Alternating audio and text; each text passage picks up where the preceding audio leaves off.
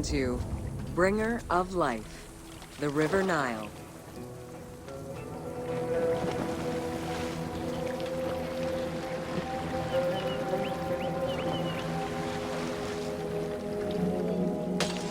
The ancient Egyptians called the dark, fertile soil of the Nile the Black Lands, and the surrounding desert was referred to as the Red Lands.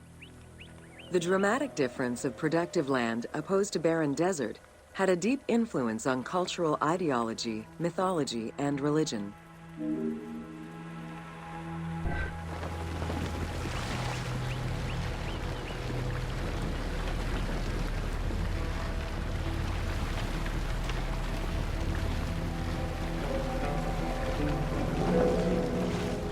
The Nile determined much of Egyptian civilization.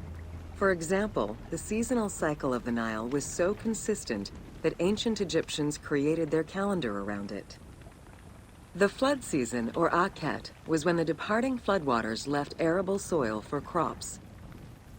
It was followed by the growing and harvesting seasons, known as Peret and Shemu.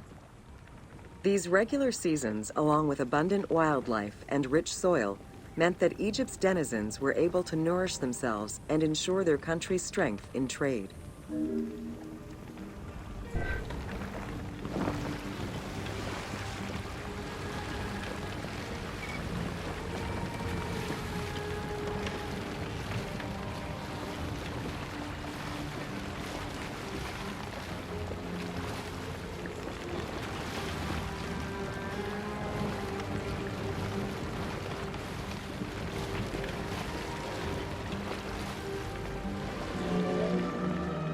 The River Nile, flowing from the south to the north, neatly traversed through both Upper and Lower Egypt.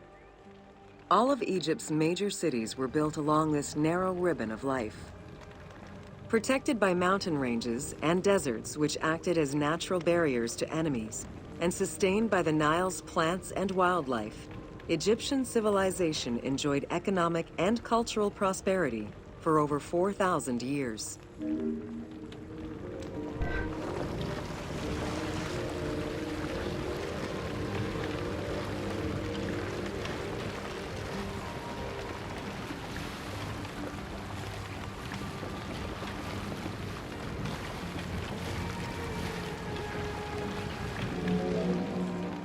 Both ancient Egyptians and ancient Greeks referred to the Nile as the river in their respective languages. Stretching a distance of over 6,700 kilometers, the Nile is one of the longest rivers in the world. It flows south to north, spanning 11 countries. The River Nile originates in the region of the Great Subequatorial Lakes, including one of the largest in the world, Lake Victoria near Tanzania.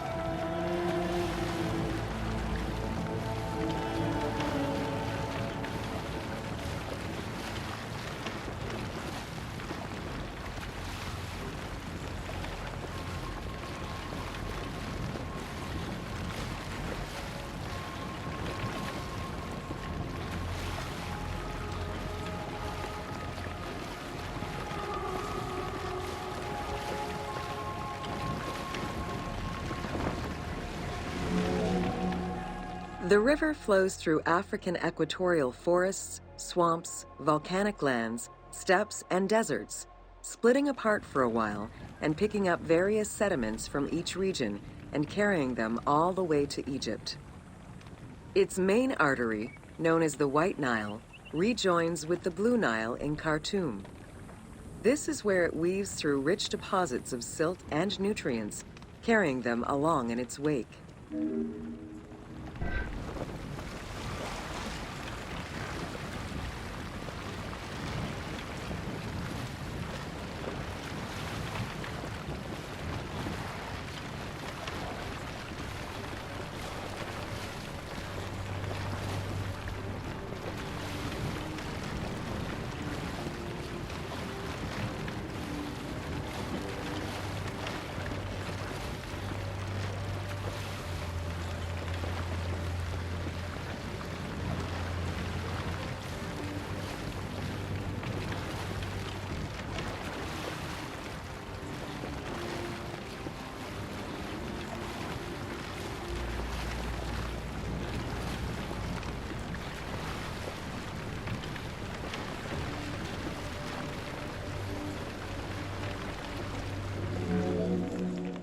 The Nile crosses 6 cataracts from the south to the north, creating natural obstacles between the various sections of the river.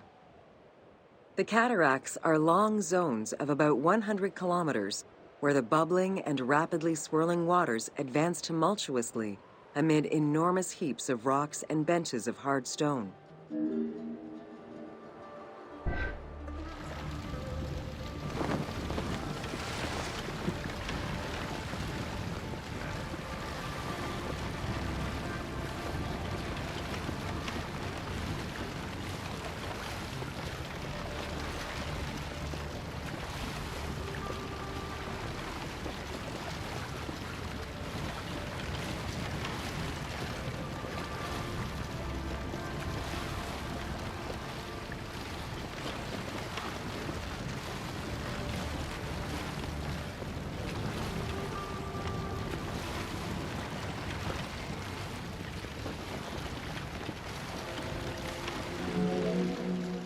It is after crossing Nubia and the first cataract that the river officially returns to Egypt in Aswan. There are still 1,000 kilometers before it reaches Cairo and the Delta, bringing life to those living on its shores before it eventually empties into the Mediterranean Sea.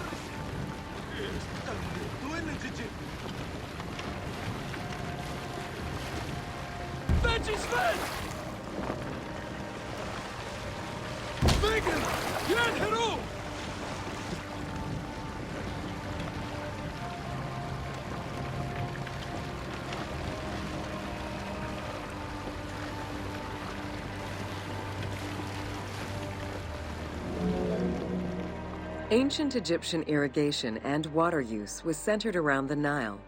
However, they also had access to streams and rivers, as well as several large lakes.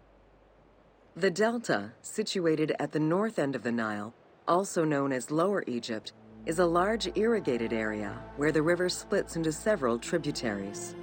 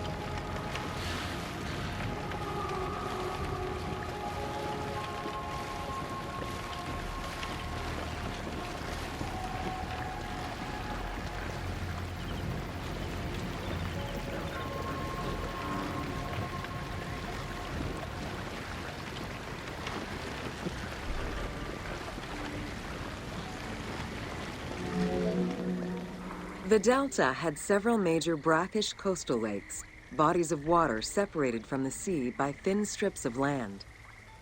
A mix of deep to shallow waters, salt swamps, and sand plains, these lakes were refuge to a wealth of species, as well as water and land plants.